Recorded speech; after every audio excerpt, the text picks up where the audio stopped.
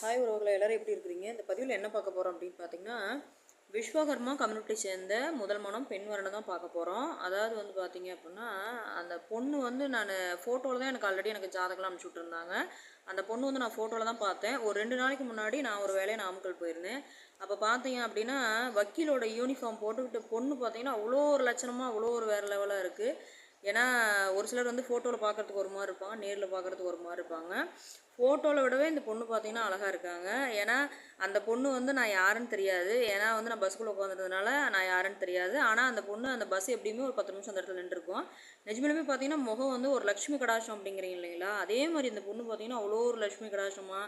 இதுக்கு பார்த்தீங்கன்னா அவங்க ஃபேமிலியே ஒரு கஷ்டப்படுற ஃபேமிலி தாங்க. ஆனால் இருந்தாலும் பிள்ளைங்கள வந்து தம்பி ஒன்று இருக்கா அப்படி அந்த பொண்ணுக்கு. ஆனால் வந்து இந்த பொண்ணு வந்து நல்லாவே படிக்க வைக்கிறாங்க. ஏன்னா அந்த பொண்ணு வந்து சரியான டேலண்ட்டுங்க. எனக்கு தெரிஞ்சு என்னோடய அனுபவத்துக்கு இந்த கேட்டை நட்சத்திரனாவே பயங்கரமாக பிரில்லியண்ட்டாக இருக்காங்க.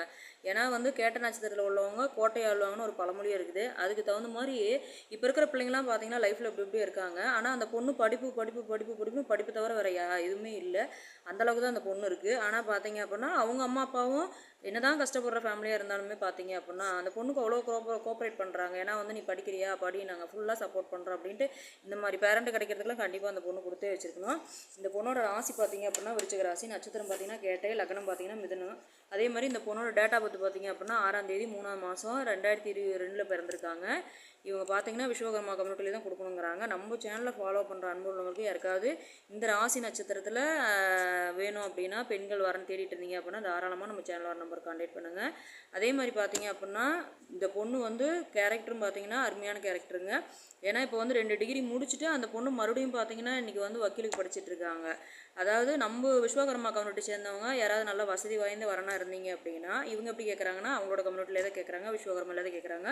குடும்ப பாங்கான பையனாக இருந்தால் போதுங்கிற மாதிரி தான் கேட்குறாங்க.